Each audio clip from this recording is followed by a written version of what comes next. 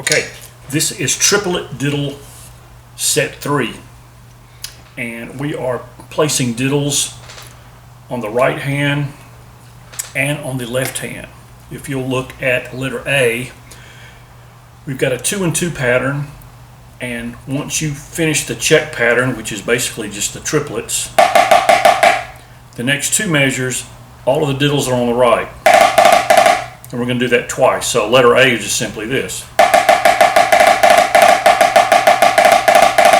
So you will want to do lots of reps on that, get that consistent before moving on to the left. And by the way, this video is intended for younger players who are just coming up learning to play triplet diddle.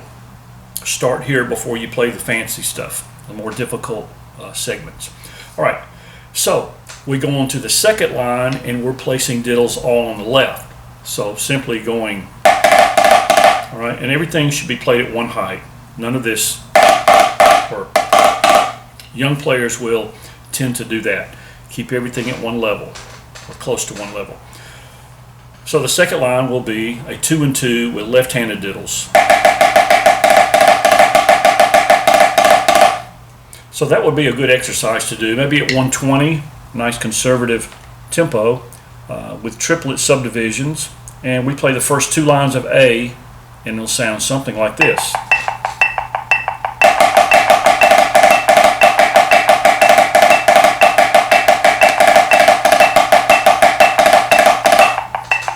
And you can play this slower or faster, depending on your level. And you may also want to play repeats. All right, so put repeats in there. And then when we get to the third line of A, we have progressed to where we will play diddles on every partial. So it's just a triplet roll, so we'll just be playing. All right, so all of A at 120 without repeats will sound like this.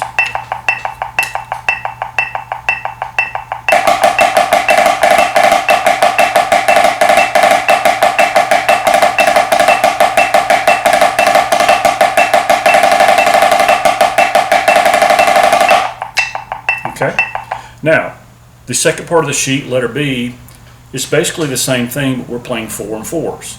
4 counts of the check pattern, and then 4 counts of the actual diddle pattern. Okay, and you'll do that also for the second line of B on the left hand, the diddles. And then the last line is simply a 4 and 4 triplet roll.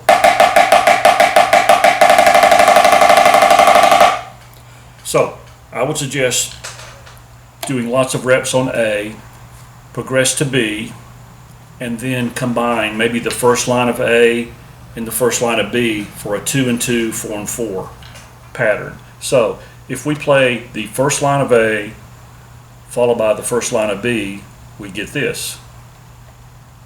Once we turn the metronome on. 2, ready, and.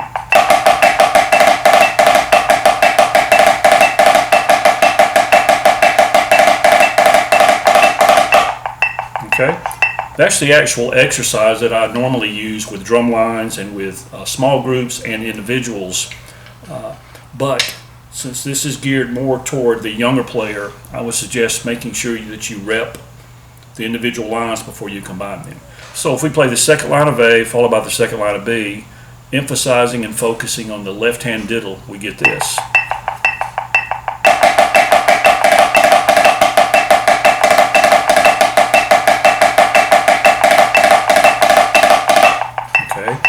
And then if we do the third line of A followed by the third line of B, we have a 2 and 2, 4 and 4 triplet roll pattern.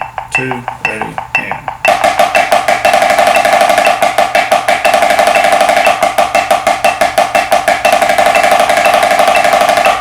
Okay, so this entire sheet should have a triplet pulse, and it'll be easier for you as a young player to achieve that if you have some way of subdividing the beat on a metronome, such as the DB60, or a smaller, I believe the DB30 is a smaller version of this, a lot less expensive, or maybe a metronome app. So try to do that, but at least play with a metronome that has just a straight tick.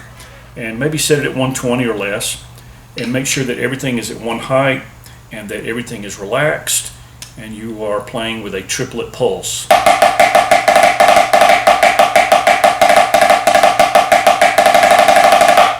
Okay, so go back and look at the triplet diddle set 1 and set 2, and then combine it with set 3 and make up your own combinations before moving on to more advanced triplet diddle figures. All right, till next time, stay tuned and keep on drumming.